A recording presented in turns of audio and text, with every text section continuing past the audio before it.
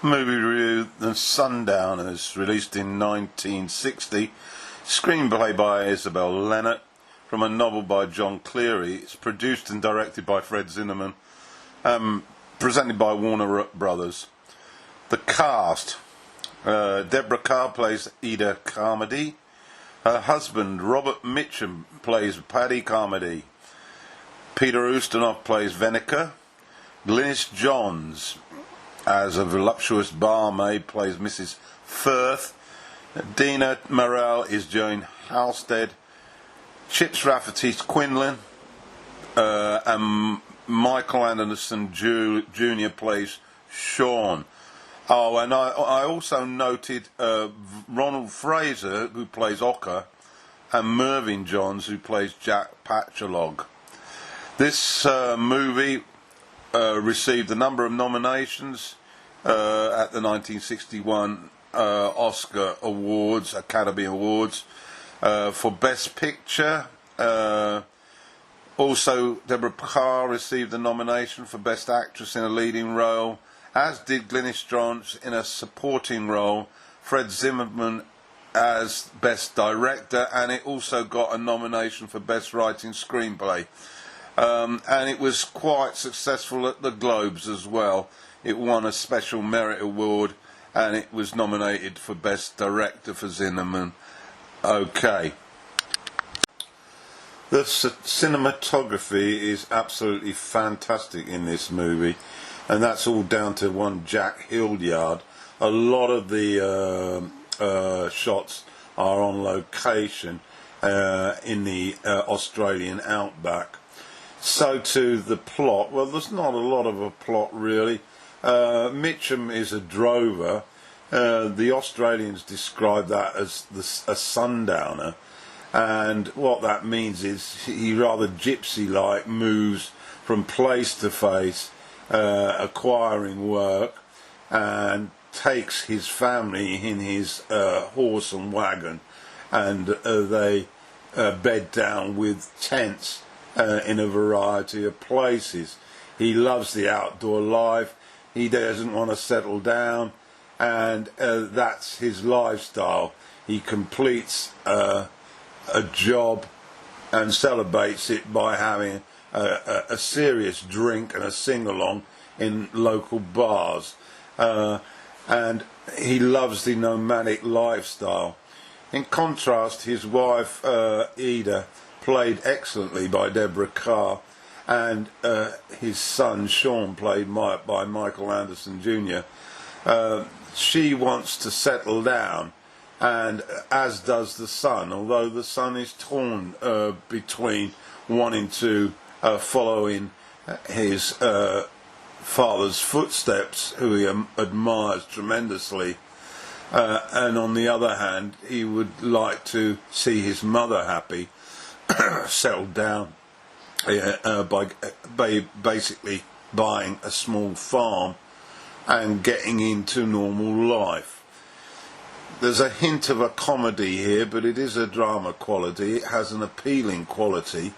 The Australian tongue, the Australian accent is admirably taken on board by the Irish Mitchum, and he produces a performance very, very much in contrast to most of his work. He's not a macho, egocentric male here. He's a much more sensitive character, warmer, not as arrogant, and much more tuned in to try and making his family happy.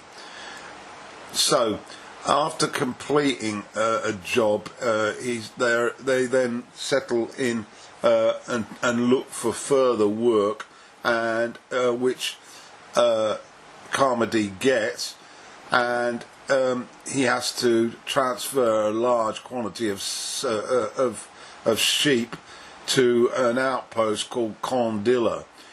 He needs some help, and this is where he meets Venica, played by Ustinov. Venica is of the same persuasion, being a little bit of a nomad, but he comes from sound British stock, but initially Carmody's reluctant, but once he joins the fray, Veneker, they get on very well together, and we see how the triangular relationship knits together. Well, we witness a rather harrowing bushfire, which presents a formidable challenge, but Carmody and Veneker manage to save the sheep, and they reach their destination and get their due rewards. It's at this point where they gain employment from an Aussie sheep shearer foreman called Quillen, and Ida also gets a job as a chef, and they settle in for a period of time working at this outpost. However, Paddy is not really settled.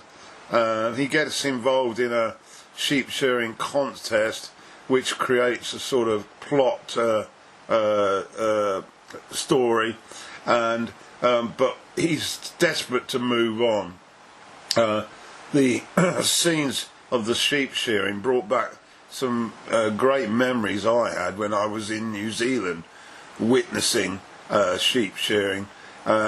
It's quite a skill, I can tell you, and we get lots of opportunities to witness that here. The issue about settling down remains an issue of conflict between Kerr and Mitchum, and although it's not dwelt on, it becomes a significant factor a little bit further down the line. Ustinov starts to develop a relation with a rather flirtatious barmaid, played excellently by Glynis Johns, and the film has a warmth about it. I really felt a sense that I believed in the characters.